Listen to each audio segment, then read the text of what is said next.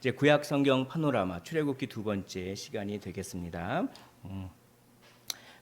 출애굽기 두 번째 시간, 출애굽기를 통해서 하나님께서 우리에게 주신 말씀이 어떤 것인지를 우리가 마음속에 잘 새겨들었으면 좋겠어요. 그리고 또 출애굽기의 어떤 내용들이 이렇게 어떤 큰 어떤 흐름 같은 것들이 쫙 마음속에 이제 새겨졌으면 참 좋겠다라고 하는 생각을 가지고 말씀을 선포하겠습니다. 성령께서 이 시간 모든 우리 성도님들 마음을 주장해 주셔서 놀라운 은혜가 있었으면 좋겠습니다. 자, 출애굽기는 세 부분으로 이렇게 이루어지죠. 장소적으로 이집트에 있을 때, 이집트에서 시내산으로, 시내산에 있을 때. 그래서 이집트에서는 노예입니다. 노예. 이집트에서는 1장부터 10장까지는 노예 생활로 고통받는 이스라엘을 말하고 있고, 그래서 이제 11장부터 18장까지 시내산으로 갑니다. 그 가운데 뭐 열재앙이 있고 막 홍해를 건너고 그리고 그 홍해를 건너서 광야 가운데 막 불평하고 그렇지만 하나님께서는 또 긍휼을 베풀어 주시고, 그것이 이제 구원의 과정이죠. 구원으로 나타난 하나님의 은혜가 시내산까지 가는 여정이 있습니다. 그런 다음에 19장부터 40장까지 시내산 안에서 전반부는 언약을 받는, 율법을 받는 것입니다. 그래서 율법을 받고 그 율법에 대해서 이렇게 언약식을 맺는, 언약식은 일종의 결혼식이죠. 자, 여기까지가 지난주에 했습니다. 그런데 이제 오늘은 25장부터 40장까지 이제 언약식을 맺었습니다. 결혼식을 맺으면 그 다음에 뭐 해야 되냐면 신혼방을 꾸며야 되죠. 신혼방. 그래서 성막을 이렇게 건설하라라고 하는 그 메시지를 하나님께서 주시고, 그 성막을 다 완성했을 때 하나님의 임재가 그냥 가득 차고 하나님의 영광이 가득 차고 했던 그 부분을 오늘 말씀드리도록 하겠습니다. 노예였다가 구원받고 언약 공동체가 되어서 이제 하나님의 영광과 하나님의 임재를 경험하게 되는 이런 스토리가 있습니다. 이 스토리를 쫙 우리의 그 구원받은 우리의 이게 이야기죠. 자, 그래서 오늘은 하나님의 임재와 영광에 대해서 25장부터 40장까지의 어떤 내용이 있는지를 살펴봄으로 말미암아 하나님께서 베풀어 주신 큰 은혜를 받으셨으면 좋겠습니다. 자, 25장부터 31장까지 성막을 어떻게 지을 거냐, 제사장의 의복은 어떻게 할 것이냐, 이런 것들을 쭉 말씀하십니다. 그런 다음에 이제 32장에 금송아지 사건이 나와요. 금송아지 사건이 나와서 이제 하나님께서 내가 너희랑 같이 가나안으로 안 가겠다, 너희들끼리 가라. 그러자 막 모세가 막 자기 내 생명책에서 내 이름을 지워도 좋으니까 제발 좀 가게 해달라고 막 하면서 그냥 어찌어찌 돼서 자세한 건 이따가 말씀드리겠지만 33장부터 34장이 다시 관계가 회복됩니다. 언약이 갱신이 되죠. 그런 다음에 이제 성막을 건축하는 과정이 나오고 성막이 다 건축이 되자 40장에 오늘 읽은 본문처럼 하나님의 영광이 가득 차고 엄청난 하나님의 영광이 가득 차는 이 내용이 되겠습니다. 한마디로 예배에 관한 내용이죠. 하나님의 영광을 경험한 시내산에서의 이스라엘의 그 모습을 오늘 살펴보도록 하겠습니다. 자, 25장부터 31장에는 성막을 이렇게 지어라라고 하면서 하나님의 집을 위한 청사진을 쫙 알려줘요. 그게 모세에게 하나님께서 뭐는 몇 규빗이요, 뭐는 몇 규빗이요 그렇게 말씀으로 하셨을까요? 아니면 무슨 그림을 이렇게 보여주셨을까요? 그건 잘 모르겠습니다. 아무튼 모세가 엄청나게 지혜로웠는지 그거를 다 그냥 외웠어요. 그거를 그 40일 동안 한번 저는 그렇게 못하겠습니다. 무슨 나무에 뭐는 몇 규빗이요, 뭐는 몇 규빗이요, 무슨 재료를 어떻게 하고 뭐는 어떻게 하고, 이걸 계속 들으면 그걸 어떻게, 야, 참 모세가 대단하죠. 그림도 아마 보여주지 않을지 모르겠습니다. 아무튼 그렇게 성막을 어떻게 짓는 거에 대한 청사진을 딱 보여주는데 25장부터 31장까지 이게 이 앞에 화면을 보시면은 문이 있죠. 문이 있어서 뜰이 있습니다. 뜰이 있고 뜰 안에 번제단이 있고 물두멍이 있어요. 그래서 이게 서쪽에서부터 동쪽으로 들어가는 거예요. 번제단에서 물두멍, 성소, 지성소 이렇게 이 방향으로 들어가는 것이 서쪽에서 동쪽으로 들어가는 것인데 이렇게 지성소에 가까우면 가까울수록 거룩성이 상승됩니다. 이게 아주 큰 의미가 있어요. 지성소에 가까우면 가까울수록 거룩성이 커져요. 그래서 재료도 성막 재료도 지성소에 가까우면 가까울수록 더 좋은 재료, 금을 쓴다든지 그렇게 거룩성이 상승됩니다.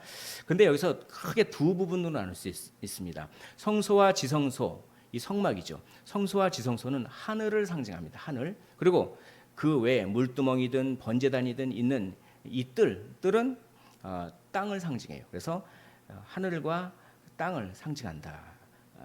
이제 이것을 우리가 잘 알아야겠습니다. 그래서 뜰에는 땅을 상징하는 뜰에는 일반 백성들도 올 수 있었어요. 근데 하늘로 상징하는 성막 안에는 제사장만 들어갈 수 있었어요.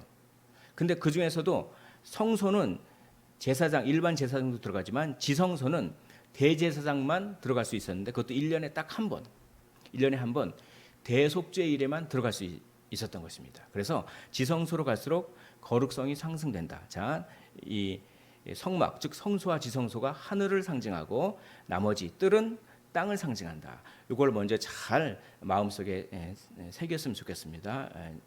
그래서 이 성막의 어떤 구조에 배어 있는 하나님의 놀라운 은혜, 예수 그리스도를 우리가 바라볼 수가 있겠죠. 자, 한번 보면은 이 성막을 그렇게 네 개의 성막 뼈대를 만들고 네 개의 천으로 덮어요. 그래서 맨 안쪽에 있는 것은 가늘게 꼰 배실과 청색, 자색, 홍색 실로 이렇게 직조해서 만든 것입니다. 그래서 그 안에는 그룹을 수놓았어요. 그룹이 여기 그림에 있죠. 그룹, 요 그룹, 그렇죠? 예, 천사. 왜 그렇게 하냐면 하늘을 상징하기 때문에 그렇습니다. 하늘을 상징하기 때문에 이게 이제 천장을 딱 보면 이 그룹이 보이겠죠. 이게 맨 안쪽에 있는 것이니까 이게 가장 귀한 재료예요. 그러니까 지성소에 가까우면 가까울수록 거룩성이 상승되는 것이죠. 그러면 이 뒤에 이 청색, 자색, 홍색 실로 그룹을 정교하게 수놓은 이 휘장 그 위쪽에 무엇이 덮이냐면 바로 염소털이 덮여요. 염소털. 이게 이제 이 그룹을 만든 거죠. 그다음에 이 염소털이 덮습니다. 염소털. 그다음에 순양의 가죽, 붉은 물들인 순양의 가죽으로 또 덮고 그다음에 맨 마지막에 해달의 가죽으로 이렇게 덮습니다. 그래서 해달의 가죽은 일종의 방수 처리라는 거예요. 방수 처리. 그래서 지성소에 가까우면 가까울수록 더 고귀한 재료를 쓴다. 거룩성이 상승된다. 이 원리를 계속해서 적용하고 있어요. 자, 그런 다음에 이 그 성소 안에 성막 안이 이렇게 있습니다. 성막 안에 휘장을 통해서 지성소와 성소가 구별이 되죠. 자, 그래서 이 지성소에는 언약궤가 있습니다. 그리고 성소에는 분향단이 있습니다. 그리고 떡상이 있습니다.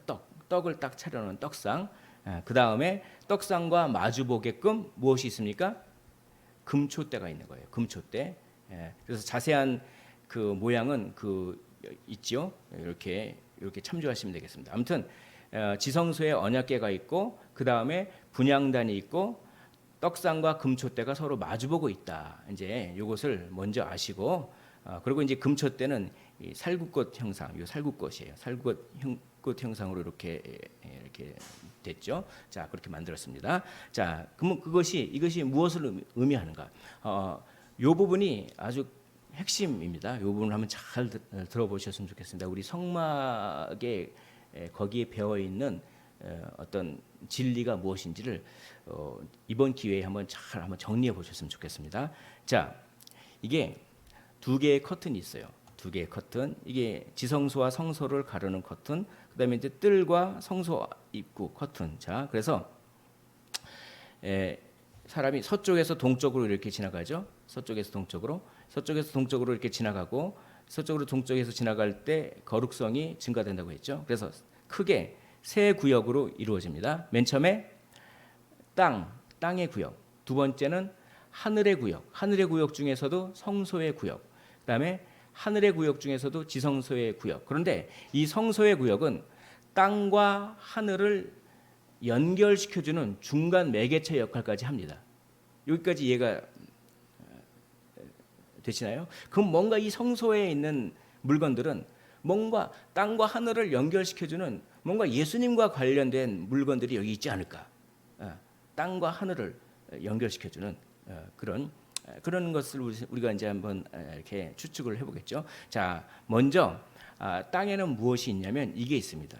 이렇게 생긴 게 있어요. 세숫대와 같이 생긴 게 있습니다. 이게 바로 이겁니다. 물두멍이라고 하는 것이에요. 손을 씻는 것이죠. 정결해야 됩니다. 물두멍에서 먼저 손을 씻고 나서 무엇을 하냐면 이 번제단이죠. 이 번제단에 가서 제사를 드리는 거예요. 손을 씻지 않고 제사를 드리면 죽습니다. 정결해야죠. 정결해야 됩니다. 그러면 이 번제단은 뭐 하는 것이냐? 여기에서 피를 흘리잖아요. 동물의 피를 흘리잖아요. 그래서 동물을 태우잖아요. 대부분 동물을 태우든 그리고 곡식을 부어서 곡식도 태우든 그럽니다. 다 뭐냐면 향기가 연기가 올라가는 거예요. 이게 중요합니다. 무엇이 올라간다고요? 연기가 올라가는 거예요. 그래서 하나님께는 연기를 올려드리고, 즉 향을 올려드리고, 그리고 제사의 종류에 따라 틀리지만 나머지는 제사장이 먹거나 아니면 화목제 같은 경우는 일반 백성들도 다 먹을 수 있는 그 살코기 같은 건 그렇게 먹는 거죠. 그러니까 하나님께는 뭐를 올려드리냐? 향기를 올려드린 거예요. 그래서 우리가 예배 드릴 때 우리의 예배를 흠향하여 주옵시고 이런 표현 많이 쓰죠. 그건 뭐냐면 우리가 지금 우리의 모든 정성을 다 태워서 그 향기를 예배 가운데 우리의 마음, 우리의 정성을 다 태워서 하나님께 올려드립니다. 하나님께서 하늘에서 그 향기를 아주 흡족하게 만족하게 우리의 마음의 향기를 흠양하여 주옵소서. 이게 이제 우리 예배 때 많이 하는 것이죠. 그게 이제 이 원리입니다. 그래서 여기 보시면 이렇게 됩니다. 여기 보시면 슝 올라가요. 뭡니까? 향기가 올라가는 거예요. 향기. 마음을 올려드리는 거예요. 마음을. 그래서 태워서 드리는데 태운 연기와 향이 쫙 올라가요. 그러면 그걸 하나님께서 이제 받으시는 것이죠. 그거를 우리가 마음을 다하고 성품을 다하고 힘을 다하여 여호와를 사랑하라라고 하는 것. 그리고 이 마음은 콩팥이죠. 콩팥. 이스라엘 사람들은 우리는 가슴이 두근거린다. 아유 심장이 벌렁벌렁해서 내가 진짜 힘드네. 내가 진짜 당황스러워서 심장이 벌렁벌렁하네. 그 심장 대신 콩팥이라고 해요. 콩팥이 떨린다. 그렇죠? 그래서 여기서 번제단에서 올려드리는 게 뭡니까? 콩팥을 태워서 올려드려요. 콩팥을 태워서 올려드려요. 그리고 또 뭘 올려드립니까? 기름을 올려드려요. 기름. 이게 비계라든지 이런 지방. 기름을 태워서 올려드리고 나머지 살코기들은 먹죠. 인간이. 제사의 종류에 따라 틀리지만 그러면 콩팥을 태워서 올려드린다고 하는 것은 무엇입니까? 콩팥은 무엇이라고 말씀드렸죠? 지금 심장이라고 했죠. 가슴. 우리의 마음을 올려드리는 거예요. 우리의 마음을 향기를 올려드리는 거예요. 기름은 뭡니까? 기름은 우리의 힘입니다. 힘. 우리의 정성. 우리의 마음을 올려드리고 우리의 의지와 정성을 올려드리는 것이 바로 콩팥을 태워서 올려드리고 기름을 태워서 올려드리는 것입니다. 그래서 우리는 마음을 다하고 즉 콩팥을 다하고 힘을 다하여 내 하나님 여호와를 사랑하라. 이게 똑같은 거예요. 우리는 콩팥을 다하여 우리의 기름을 다하여 마음을 다하여 힘을 다하여 내 하나님 여호와를 사랑하라라고 신명기 6장에서 말씀하고 있는 것이 바로 이것을 얘기하는 것입니다. 자, 이렇게 올려드리는 것이 땅에서 이렇게 올려드리는데 그것이 여기를 잘 보셔야 돼요. 땅에서 바로 지성소로 가는 게 아닙니다. 땅에서 바로 하늘로 가는 것이 아니라 매개체를 거쳐서 올라가요. 그게 뭡니까? 자, 여기 화면을 한번 보시겠습니까?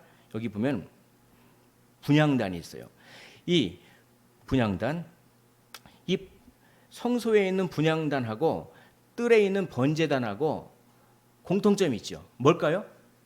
연기, 향이 올라간다는 거잖아요. 향이. 이게 굉장히 중요합니다. 뭐냐면 이 땅에서 마음을 태워서 올려드리죠. 그러면 어떻게 됩니까? 이 하늘에서도 하늘에서 그 마음을 우리가 올려드린 그 향기를 하나님께서 받아주신다, 그런 뜻이에요. 그런 뜻이에요. 그것이 이 하늘과 땅의 그 매개체인 예수 그리스도를 매개체로 하여서 그렇게 하나님께서 받아주신 것이죠.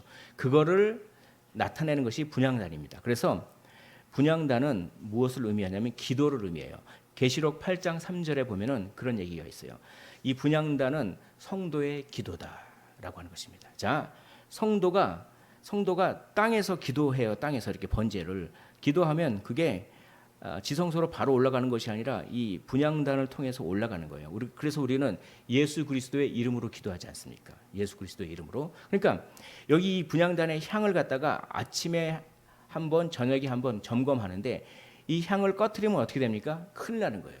하나님과 우리가 관계가 끊어지는 걸 상징해요. 그러니까 아론이 이거를 하는데 아론이 이거를 이 향을 꺼트리면 안 돼요. 그래서 이 분향단은 이걸 의미합니다. 화면을 한번 보시겠습니까? 분향단은 하늘의 번제단이다, 그런 뜻이에요. 분향단이 뭐라고요? 하늘의 번제단이에요. 하늘에 이 땅에 있는 번제단인데 이 번제단이 하늘의 번제단이다. 하늘의 번제단의 역할을 하고 있습니다. 그래서 우리가 여기서 이 땅에서 마음을 올려드리고 기도를 하면은 예수 그리스도께서 성도의 기도를 이렇게 모으셔서 하나님 아버지께 올려드리는 거예요. 이게 이제 이해가 되십니까? 바로 분향단이 그거를 의미하고 있어요. 그거를 이 아주 자, 그런 다음에 분향단이 있고 그 다음에 이게 있죠. 이게 뭡니까? 떡상이죠. 떡상을 보면은 여기 6개의 떡이 있고 여기도 6개의 떡이 있고 그렇지 않습니까? 그래서 12지파를 상징하는 거예요. 12지파. 그래서 이스라엘을 상징합니다. 이스라엘. 근데 이스라엘을 상징하는데 떡이잖아요. 떡. 그건 뭐냐면 그 이스라엘을 하나님께서 먹여 살린다, 이런 뜻이에요. 이스라엘을 누가 먹여 살린다고요? 하나님께서 먹여 살린다. 하나님께서 양식을 공급하신다, 이런 뜻입니다. 바로 이스라엘을 상징하죠. 그러나 이 떡은 예수님을 상징하기도 해요. 왜냐하면 요한복음 6장 48절에 나는 생명의 떡이니. 그러니까 이걸 종합하면 어떻게 됩니까? 예수님이 이스라엘을 먹여 살리신다, 이런 뜻이죠. 예수님이 이스라엘을, 특별히 영적인 이스라엘을, 참 이스라엘을 영원한 생명으로 먹여 살리신다. 걱정하지 마십시오. 하나님이 먹여 살리십니다. 자, 그런 다음에 이 떡상을 마주보고 있는 것이 있어요. 이게 뭡니까? 금초대죠. 금초대.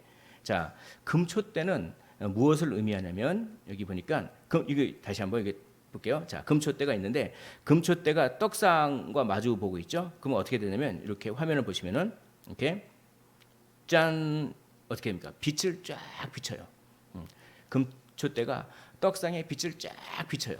그럼 떡상은 이스라엘을 상징한다고 그랬죠. 금초대가 떡상 이스라엘에게 빛을 쫙 비춰요. 그건 뭡니까? 이스라엘을 항상 인도하시고 보호하신다, 이런 뜻이에요. 누가요? 하나님이요. 하나님이 불꽃 같은 눈으로 우리를 지켜보고 계시면서 환하게 비춰줘서 우리가 어둠 속에서 넘어지지 않도록, 또 우리를 이 생명력으로 쫙 비춰줘서 이스라엘을 비치는 거니까요. 우리를 인도하시고 보호하신다, 이런 뜻입니다. 근데 이 금초대는 무엇을 의미하냐면은 계시록에 보니까 계시록 4장 5절 보니까 이 금초대는 성령님이다, 그렇게 나와 있어요. 성령님이다. 자, 그러면 이 금초대가 이스라엘을 쫙 비치죠. 이걸 어떻게 우리가 적용할 수가 있을까요? 성령님이 우리를 인도하시는 거예요. 성령님이 우리를 보호하시는 것이에요. 어떻게 해요? 생명력으로. 그래서 생명의 성령의 법이 죄와 사망의 법에서 우리를 해방하였노라. 이걸 이렇게 번역할 수가 있습니다. 생명이라고 하는 성령의 힘이 죄와 사망의 세력으로부터 우리를 해방하였노라. 우리가 이 세상에 근심된 일이 많고 이 세상에 낙심된 일이 많고 그 사망의 세력이 얼마나 우리를 근심하게 하고 낙심하게 하고 염려하게 하면서 또 참 그럽니까? 또 어둠 가운데 갇혀서 진리를 못 보게 하고 하나님과 멀어지게 하고 합니까? 그럴 때 생명이라고 하는 성령의 세력, 성령의 힘이 우리를 쫙 비춰줘서 거룩한 의욕을 불타올라서 내가 하나님 나라를 위하여 이걸 해보자, 이렇게 하자, 낙심하지 말자, 선을 행하되 낙심하지 말지니 포기하지 아니하면 때가 이름에 거두리로다. 우리가 하는 것은 거두는 게 아닙니다. 그건 하나님이 하시는 거죠. 우리가 하는 것은 두 가지입니다. 첫째, 낙심하지 포기하지 않는 것입니다. 그렇죠? 그렇죠? 두 번째, 낙심하지 않는 거죠. 그렇게 포기하지 않고 낙심하지 않고 생명력을 주는 분이 누굽니까? 성령이라고 하는 것이죠. 성령이 쫙. 그런데 이 금초대는 성령을 상징하기도 하지만 또 예수님을 의미하기도 해요. 왜냐하면 요한복음 8장 12절에 이렇게 말씀하시거든요. 나는 세상의 빛이다. 금초대에서 빛이 쫙 나오잖아요. 그러니까 이게 금초대는 예수님으로 적용해도 되는 것입니다. 예수님으로. 자, 이걸 요약하면 하나님이 우리를 먹여 살리시고 우리의 기도를 들어주시고 우리를 인도하시고 보호하신다. 이런 뜻으로 요약할 수가 있겠습니다. 자, 그런 다음에 이제 지성소로 들어가요. 지성소는 1년에 한 번 대제사장만 들어갈 수가 있습니다. 지성소에는 무엇이 있을까요? 자, 우리 화면을 보시겠습니다. 화면을 보면은 이게 나와 있어. 지성소에. 이게 뭡니까? 이게 언약궤죠. 그 언약궤는 뚜껑이 있어요. 뚜껑이 이 부분이 다 뚜껑이에요. 이 부분이 뚜껑이 엄청 더 많죠. 이 부분이 뚜껑이에요. 이 뚜껑을 뭐라고 하냐면 시은좌라고 합니다. 혹은 속죄소, 혹은 은혜의 보좌라고 합니다. 그래서 오늘 주의 보좌로 나아갈 때 어떻게 나아가야 할까 할 때 이 주의 보좌가 이 시은좌를 말하는 거예요. 이 시은좌에 아무나 들어가면 바로 죽잖아요. 대제사장만이 1년에 한 번씩. 그러나 이제 우리는 은혜의 보좌 앞으로 담대히 나아갈 수가 있죠. 왜냐하면 지성소와 성소를 구분하고 있던 휘장을 예수 그리스도께서 십자가를 지실 때 위에서부터 아래로 찢어져 버렸어요. 그러니까 우리는 그냥 예수 그리스도의 피의 공로에 의지해요. 이 시은자, 이 은혜의 보좌 앞으로 담대히 나아갈 수가 있는 것입니다. 이 뚜껑을 시은자라고 하고, 그럼 이건 뭡니까? 이게 언약궤죠. 언약궤인데 이 안에 하나님 말씀이 들어 있고 이 시은자 이 뚜껑에다가 무엇이 피가 뿌려져요.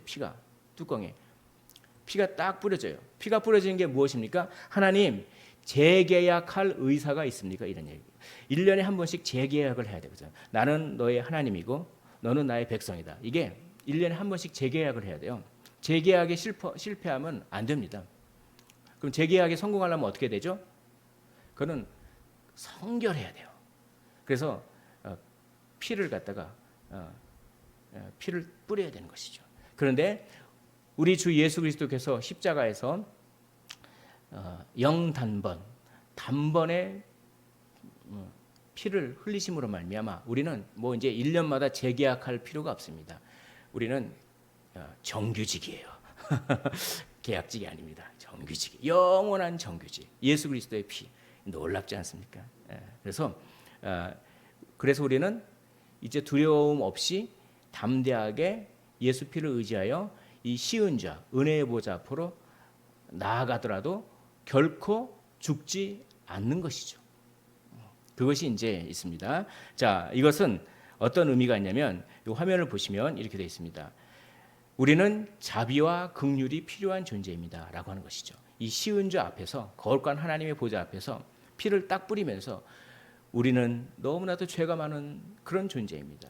우리에게 긍휼과 자비를 베풀어 주시옵소서라고 하는 자비와 긍휼이 필요하다라고 하는 그런 의미가 있는 것입니다. 또 어떤 의미가 있냐면 우리의 가치관은 말씀을 순종하는 것입니다. 라고 하는 데 있어요. 왜냐하면 언약궤에 무엇이 들어있나요?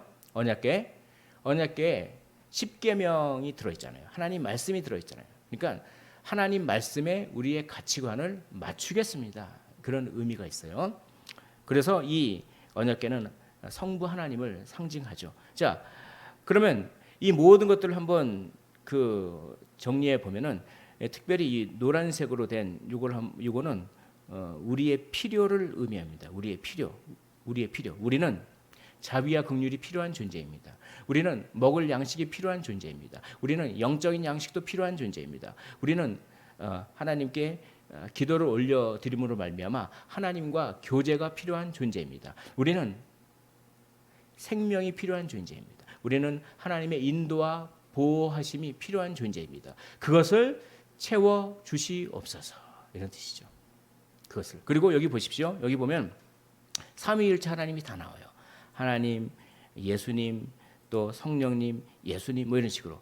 이건 하나님, 삼위일체 하나님을 만나는 의미가 있어요.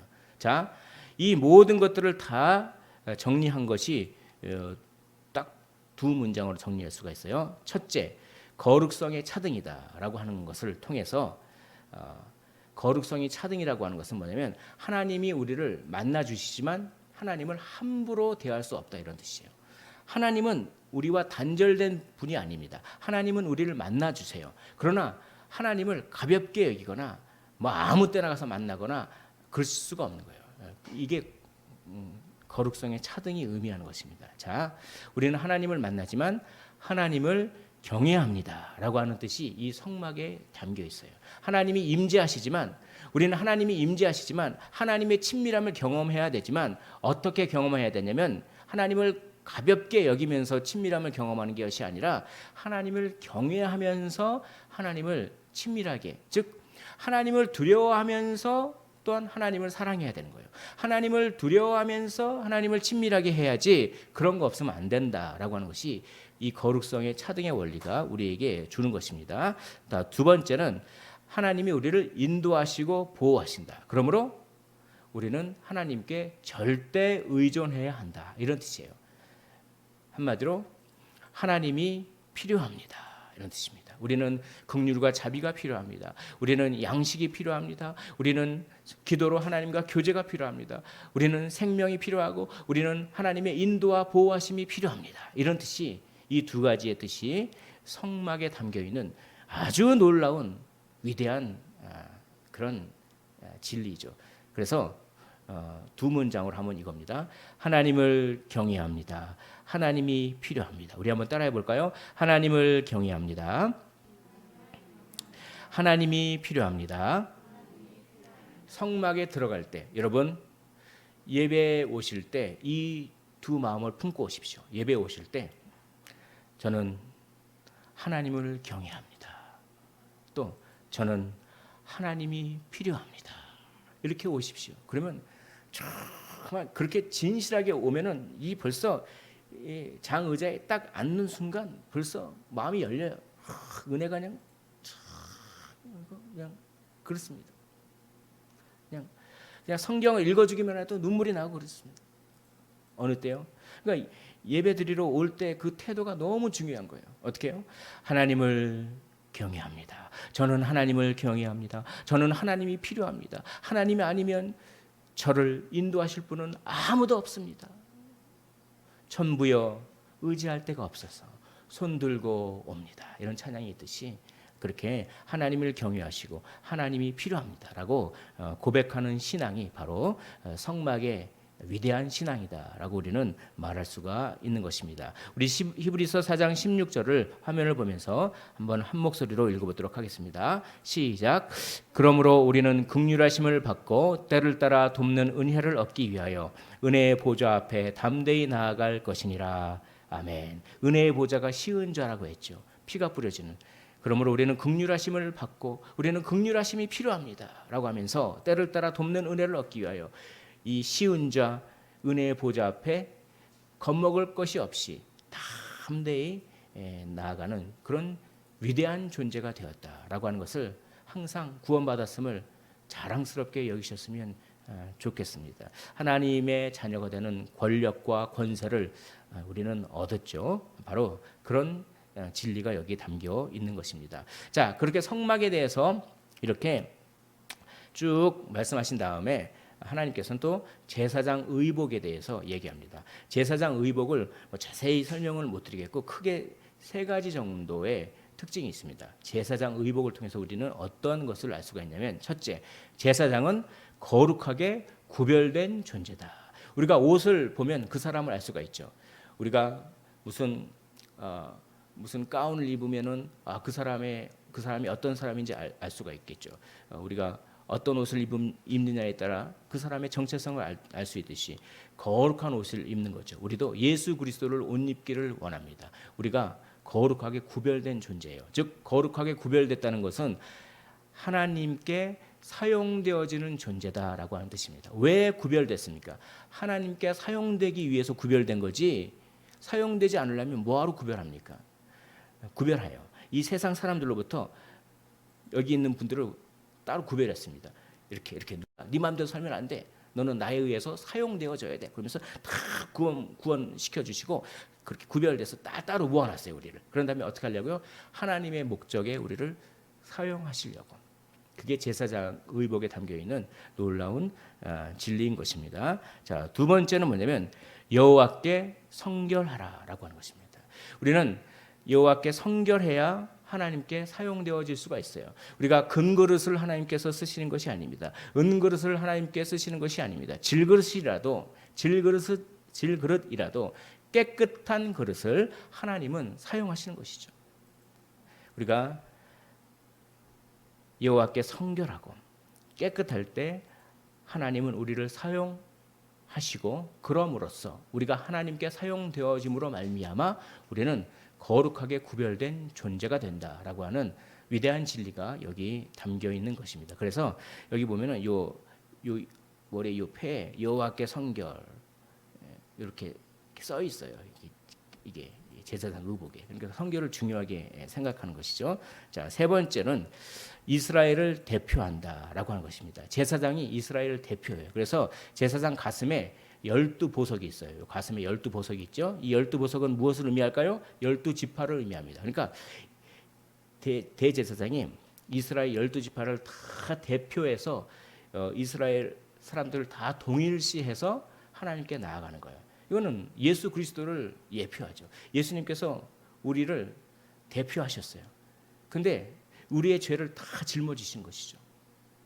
그러므로 대표자이신 예수님께서 우리 대신 형벌 받으시고, 그리고 부활하심으로 말미암아 우리의 대표자가 형벌을 대신 받으시고 우리의 대표자가 부활하심으로 말미암아 우리도 어떻게 됩니까? 우리도 부활할 수 있고 구원받을 수 있다라고 하는 것이 이 대제사장의 의복 속에 담겨 있는 놀라운 예수 그리스도를 예표하고 있습니다. 거룩하게 구별된 존재요, 여호와께 성결한 존재요, 이스라엘을 대표하는 그런 그렇죠? 하나님 나라를 대표한 대표 선수예요. 우리는 그런 삶을 살아야 함을 오늘 본문을 통해서 우리가 알 수가 있는 것입니다. 자, 이렇게 31장까지 이제 40일 40주 동안에 40주 40야 이렇게 40일 동안에 이 성막이나 제사장 의복에 대해서 이렇게 막 얘기하고 있었는데, 그냥 그 시내산 아래에서는 이스라엘 사람들이 금송아지 사건이 이루어요. 자, 금송아지 사건은 크게 네 가지가 있습니다. 뭐냐면 우리는 보이는 것에 너무 집착한다라고 하는 것을 알 수 있어요. 안 보이니까, 모세가 안 보이니까 막 초조하고 두렵죠. 그래서 보이는 것을 만들어라, 금송아지를 만들어라. 그렇게 우리는 율법을 범하는데 아주 민첩한 존재고, 특별히 보이는 것에 너무 좌우되는 그런 존재다라고 하는 것이 여기 있습니다. 그리고 이 사람들이 금송아지를 만든 게 전혀 다른 신을 섬기려고 만든 게 아니라 하나님을 섬기려고 만든 거예요. 그러니까 나름대로는 본인이 이게 하나님을 섬긴다고 생각했던 거예요. 그러니까 하나님을 자신의 방식으로 섬기는 거예요. 금송아 왜 하필이면 근데 금송아지, 왜 송아지 형상을 했을까요? 이건 이집트에서 송아지를 신으로 아마 섬겼을 겁니다. 그러니까 이집트에서 맨 보고 자란 게 그거예요. 그러니까 자연스럽게 떠오르는 것이 그거죠. 우리는 습관을 조심해야 됩니다. 자기 옛 습관대로 그냥 자기 습관대로 나아버리는 것이죠. 그러자 모세가 생명 걸고 중보를 합니다. 그래서 출애굽기 32장 32절에 보면은 여호와여 이 백성이 왜 이렇게 잘못을 저질렀습니까? 제가 당신의 생명책에서 나를 지워 주십시오. 그 대가로 이 백성들과의 언약이 회복된다면 차라리 제가 생명책에서 지워지겠습니다라고 하면서 생명을 걸고 이 중보하는 모세의 그 정말 그런 이스라엘 백성을 사랑하는 모습이 나옵니다. 그런데 모세의 형 아론은 어떤지 아십니까? 자기 변명을 해요. 모세가 아론 왜 그랬습니까? 그러니까 아니 그냥 나는 금을 던졌는데 송아지가 돼서 만들어져서 나왔어 이렇게 얘기합니다. 그걸 나중에 한번 잘 들어보십시오. 그거 한번 읽어보십시오. 나는 그냥 그 백성들이 뭐 이렇게 막 초조해서 그래서 그냥 금을 모아서 그냥 나는 불 속에다 던졌는데 그 불 속에서 송아지가 되어 나왔어. 이게 아니죠. 이게 본인이 다 만들어 놓고서 그렇게 아론은 자기 변명을 하는데 급급한 반면에 모세는 내가 생명책에서 내 이름이 지어지는 대가로 이스라엘 백성이 다시 회복되어질 수 있다면 그렇게 하겠습니다라고 하면서 정말 자기의 생명을 내놓는 예수님을 예표하는 것이죠. 우리의 중보자이신 자기 생명을 죽임으로써 우리 모두를 살리시는 예수 그리스도를 모세가 잘 예표하고 있습니다. 그런데 모세가 이렇게 생명 걸고 중보를 했는데 그러면 모세의 중보 기도를 하나님께서 들어주셨을까요? 아닙니다. 안 들어줘요. 안 들어주고 아니다. 나는 지금 이렇게 표현하면 안 되는데 나는 지금 너희들에게 좀 너희들 별로다. 그러니까 그냥 너희들끼리 올라가라. 나는 안 올라가겠다. 계속 그러시는 거예요. 근데 언제 하나님의 마음이 모세가 이렇게 생명 걸고 중보했는데도 하나님의 마음이 풀리지 않았는데 언제 하나님의 마음이 풀릴까요? 이거는 백성들이 회개할 때, 백성들이 겸비할 때, 그걸 보면서 하나님의 마음이 풀리시는 거예요. 그래서 백성들이 겸비하자 모세가 그걸 딱 보고 두 번째 중보 기도를 합니다. 두 번째 중보 기도를 할 때는 하나님께서 들어주실까요? 안 들어주실까요? 들어주세요. 첫 번째 중보 기도할 때는 자기 생명을 걸고 중보 기도했을 때도 하나님께서 안 들어주시는데 백성들이 겸비하고 백성들이 회개를 하자 하나님께서 마음이 풀리시자 그 기회를 잘 놓치지 않고 두 번째 중보 기도를 했을 때 하나님께서는 들어주시는 겁니다. 백성들의 겸비하고 하나님은 참 약하십니다. 하나님은 무엇에 약하실까요? 어떤 분이 이렇게 설교하시더라고요. 하나님은 강하신데 한 가지 약하신 게 있어요. 무엇일까요? 하나님은 우리의 회개에 약하십니다. 하나님 우리 회개에 약하셔요. 우리가 아무리 큰 죄를 지더라도 예수 그리스도를 의지하면서 회개하면은 하나님은 우리의 회개에 약하십니다. 그래서 이 모세가 아예 딱 뭐라 그럴까 확실히 하려고 그러면 우리가 은혜를 입었는지 좀 증표를 보여달라고 그렇게 얘기합니다. 증표를 보여달라는 기도가 어떨 때는 이런 기도도 필요할 것 같아요. 기도원도 그랬잖아요. 증표를 보여달라고. 그래서 뭐 이슬이 언제 맺히고 어쩌고 뭐 이런 거 모세도 그렇게 하는 거예요. 당신의 영광을 보여달라고 하는 거예요. 그러니까 나를 네가 직접 보면은 죽는다. 그래서 나의 등만 보여주겠다라고 하면서 등을 보여주시죠. 그게 뭐냐면 재계약이 됐다 이런 표시예요. 일종의 나는 이제 더 이상 안 토라졌다. 이제 백성들의 회개와 너의 중보 기도를 통해서 나는 완전히 마음이 풀어져서 이제 다시 나는 너희와 가나안 땅을 같이 올라갈 것이다. 그 증표로 내가 나의 등을 너에게 보여주겠다. 이렇게 하면서 정말 등을 딱 보여주시거든요. 그러면서 하나님께서 자기 자신을 소개합니다. 이게 굉장히 큰 은혜가 있어요. 자, 우리 화면을 보면서 34장 6절을 우리 화면 보면서 한번 읽어보겠습니다. 34장 6절입니다. 시작. 여호와께서 그의 앞으로 지나시며 선포하시되 여호와라 여호와라 자비롭고 은혜롭고 노하기를 더디하고 인자와 진실이 많은 하나님이라 라고 하면서 자기 자신을 소개합니다. 그러나 이것으로 끝나지 않습니다. 또 7절도 읽어보겠습니다. 시작. 인자를 천대까지 베풀며 악과 과실과 죄를 용서하리라. 그러나 벌을 면제하지는 아니하고 아버지의 악행을 자손 3, 4대까지 보응하리라. 물론 이게 뭐 오늘날 문자 그대로 적용하기는 그렇죠. 예수 그리스도의 십자가로 말미암아 가게에 흐르는 저주 이런 것들은 성경적인 것이 아닙니다. 우리가 다 했지만 그러나 여기서 우리가 분명히 알 수 있는 것은 하나님은 사랑의 하나님뿐만 아니라 하나님은 벌의 그 죄에 대해서는 반드시 그 죄의 대가를 치르게 하시는 하나님이라고 하는 특성이 나와요. 즉 하나님은 사랑과 정의의 하나님이시다. 하나님은 사랑의 하나님만이 아니라 하나님은 정의의 하나님이십니다. 그래서 이것을 십자가에서 예수 그리스도께서 완전히 성취하셨죠.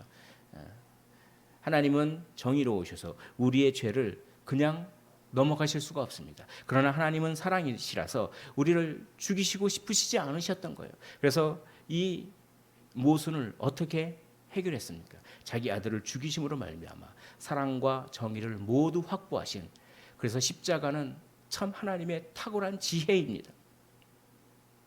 이것을 우리가 여기서 볼 수가 있는 것이죠. 자, 그런 다음에 이제 35장부터 39장까지는 성막 건설을 실제로 이행합니다. 이행해요. 근데 이거는 참 앞에서 이렇게 지어라를 그냥 되게 고지식하게 그렇게 한 줄이면 될 걸 가지고 앞에서 말한 것대로 지었더라. 이 한 줄이면 될 거 가지고 그걸 똑같이 해요. 뭐는 몇 규빗이요, 면은 몇 규빗이요, 면은 몇 규빗이요, 그렇게 지었더라고. 면은 몇 규빗 이렇게. 뭡니까 이거는? 하나님의 명령을 철저히 순종했다고 하는 것을 나타내 보이기 위해서 어떻게 보면 불필요한 말을, 동일한 말을 똑같이 반복합니다. 하나님의 말을 철저히 순종하는 것이죠. 그런데 이 성막 건설할 때 좀 성막 건설할 재료를 갖고 와라. 그러니까 사람들이 그냥 자원하는 마음이 넘쳐서 뭐 자기가 갖고 있는 걸 막 그냥 갖다 놓는 거예요. 넘치는 자원함이 있습니다. 왜냐하면 성막을 건설할 수 없었, 성막 건설을 못할 뻔했는데 성막 건설을 하게 되니까 와, 성막 건설을 하는 것 자체가 얼마나 큰 은혜인가를 깨닫게 된 거예요. 만약에 이런 금송아지 사건이 없었으면은 성막 건설하는 것에 대해서 이만큼 자원하는 마음이 나왔을지 모르겠습니다. 우리는 당연한 것이 하나도 없습니다. 모든 것이 은혜다. 당연한 것은 하나도 없습니다. 당연한 것은. 그러니까 성막을 지을 수 있다는 것만으로도 은혜인 것이죠. 은혜를 새롭게 경험했을 때 자원하는 마음이 넘치는 것입니다. 우리는 오늘의 십자가가 내일 또 새롭게 경험되어져야 하는 것입니다. 내일의 십자가는 내일 모레 또 새롭게 경험되어져야 하는 것입니다. 그게 익숙해지면 안 돼요. 그러면은 당연한 것이 됩니다. 십자가가 당연한 것이 되면은 얼마나 우리의 영적인 영적인 상태가 안 좋아질까요? 그리고 하나님은 필요한 모든 것을 공급하십니다. 하나님은 오홀리압과 부살렐에게 지혜를 주시고 동역자를 붙여주시고 기술을 주시고 은사를 주시고 모든 필요한 물품을 공급하셔서 성막을 건설하게 하신다. 그래서 넘치는 자원함으로 하나님의 명령을 철저히 순종함으로 필요한 모든 것을 하나님께서 공급하시는 것을 통해서 하나님의 나라, 아름다운 하나님의 집이 건설되는 것입니다. 우리는 독불장군을 할 수가 없어요. 그래서 온전히 하나님을 의지할 때 하나님께서 주의 몸된 교회를 하나님께서 부흥시켜 주시고 주의 몸된 교회를 하나님께서 이끌어 주신다라고 하는 것을 우리가 여기서 볼 수가 있는 것입니다. 자, 그리고 드디어 마지막 40장입니다. 그래서 성막을 다 건축했어요. 건축하고 막 초조했습니다. 막 조금 긴장했어요. 왜 성막을 다 지은 다음에 긴장했을까요? 이게 우리 딴에는 하나님의 말씀대로 철저하게 순종해서 지었는데 우리 딴에는 혹시 실수가 있을지 몰라서, 만약에 실수가 있으면 하나님께서 그냥 또 뭐 불을 내리셔 가지고 뭐 그냥 심판해 버리시면 어떠나 막 그런 두려움이 있었던 거예요. 이런 그냥 그런 우리 나름대로는 최선을 다해서 하나님의 말씀에 순종해서 하나님의 말씀이 시키는 대로 성막을 지었는데 우리 딴에는 그런데 혹시 실수가 있을지 모르니까 막 긴장하고 있는데 하나님께서 큰 영광으로 구름이 그냥 쫙 빽빽한 구름으로 오는 거예요. 그러니까 얼마나 기뻤습니까? 와, 우리의 성막을 하나님께서 받아주셨구나. 우리는 정말 혹시 실수한 게 뭐가 있을 건가 그렇게 생각했는데 하나님께서 받아주셨구나라고 하면서 아주 큰 기쁨이 있는 것이죠. 이 영광이 성막에 임재하는 것은 이런 의미가 있습니다. 시내산이 성막으로 대체된 거예요. 예전에는 시내산에 영광이 임했는데 그 시내산에 있었던 영광이 어디로 이동했다고요? 성막으로 이동한 것입니다. 그리고 성막은 텐트잖아요. 그러니까 이동수단이잖아요. 그래서 늘 너와 내가 동행하고 너를 따라다니겠다 이런 뜻이에요. 성막 안에 성막에 임재하셨다는 것은 임마누엘을 의미하는 것입니다. 그런데 이 영광이 얼마나 큰지 모세가 시내산에는 들어갔었는데 오히려 이 성막에 임했던 영광은 너무나 커서 모세가 감히 들어갈 엄두를 못 낼 정도로 충만한 영광이었다라고 하는 것입니다. 나중에 우리 주님께서 이런 충만한 영광으로 구름을 타고 다시 오시는 것이죠. 그래서 이 장면은 주님의 재림을 예표하고 있는 것입니다. 자, 우리 40장 35절을 화면 보면서 읽어보도록 하겠습니다. 시작. 모세가 회막에 들어갈 수 없었으니 이는 구름이 회막 위에 덮이고 여호와의 영광이 성막의 충만함이었으며 계속 읽겠습니다. 낮에는 여호와의 구름이 성막 위에 있고 밤에는 불이 그 구름 가운데 있음을 이스라엘의 온 족속이 그 모든 행진하는 길에서 그들의 눈으로 보았더라. 눈으로 보았어요. 눈으로 볼 수 있게끔 하나님께서 임재하셨다는 것입니다. 나중에도 하나님께서 눈으로 볼 수 있게끔 재림하십니다.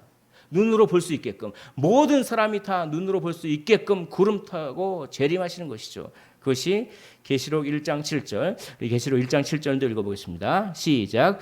볼지어다 그가 구름을 타고 오시리라. 각 사람의 눈이 그를 보겠고 그를 찌른 자들도 볼 것이요 땅에 있는 모든 족속이 그로 말미암아 애곡하리니 그러하리라. 아멘. 그가 구름을 타고 오시리라. 각 사람의 눈이 그를 보겠고 라고 하면서 다시 오실 주님을 예표하면서 이렇게 영광스럽게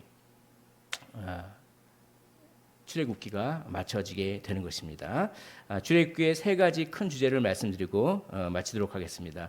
첫째, 하나님은 언약을 성취하시는 하나님이십니다. 그 하나님께 감사하십시오. 그 하나님을 의지하시고 신뢰하시기를 원합니다. 둘째, 하나님은 거룩한 하나님이십니다. 그러므로 하나님이 거룩하니 우리도 거룩한 백성이 되기를 원합니다. 그 하나님을 경외하시기를 원합니다. 셋째, 하나님은 임재하시는 하나님이십니다. 하나님은 우리와 늘 동행하십니다. 그러므로 그 동행하시는 하나님께 순종하십시오. 구름이 가면 우리도 가고 구름이 멈추면 우리도 멈추고 하나님이 말씀하시면 하나님이 가라고 하면 가고 하나님이 멈추라고 하면 멈추고 하는 삶을 사시기를 원합니다.